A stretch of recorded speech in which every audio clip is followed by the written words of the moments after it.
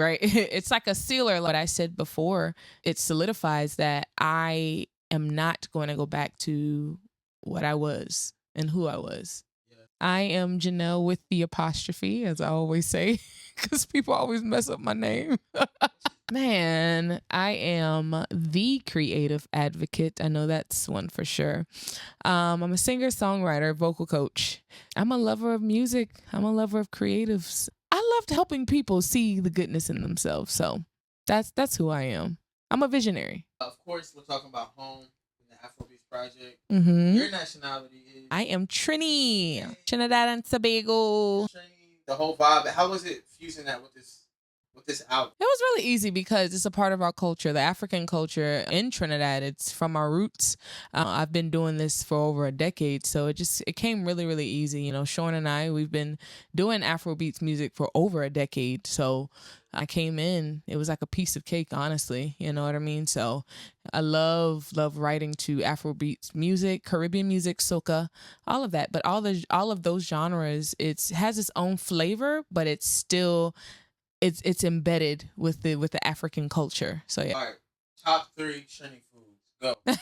I love me some doubles.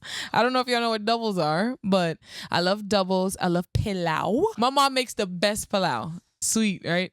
Oh my gosh! But the crazy thing, what you know about pepper sauce?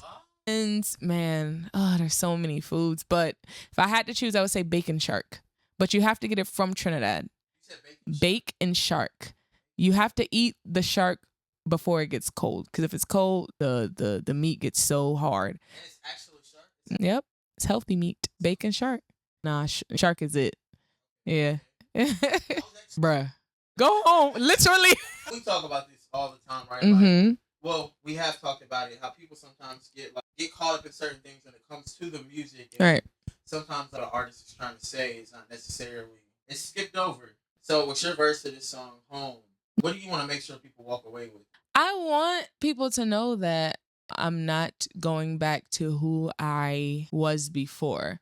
There are going to be challenges, and there are going to be times where I can't say we, but for me, I may have that thought of wanting to go back to the old version of me, but I know that there's something greater that's in store, which is why I sealed the ending of the song with Kosheme. What that means in that, right? It's like a sealer. Like I said before, it solidifies that I am not going to go back to what I was and who I was.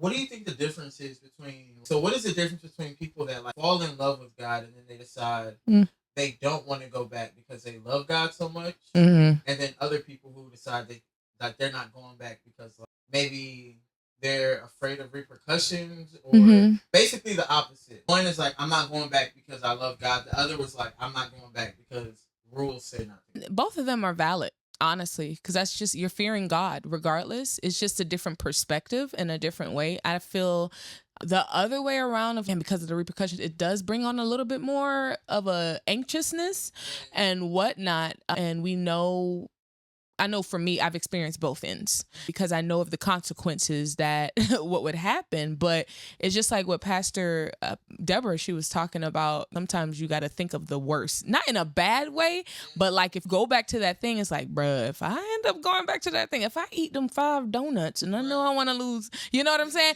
It allows you to get back to back on course. So honestly, either way is pretty valid, but I think a more peaceful way to look at it is like, God really loves me regardless. If I end up going back to those things, he's still there holding my hand to push me towards closer to him.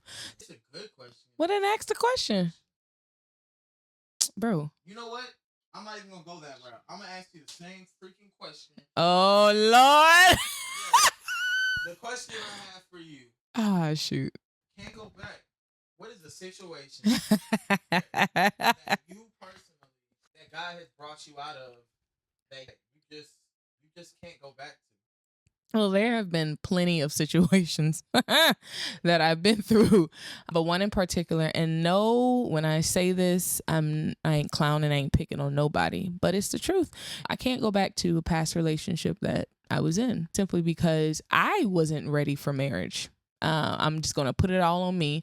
I wasn't ready for marriage. My mindset was not mature enough for that.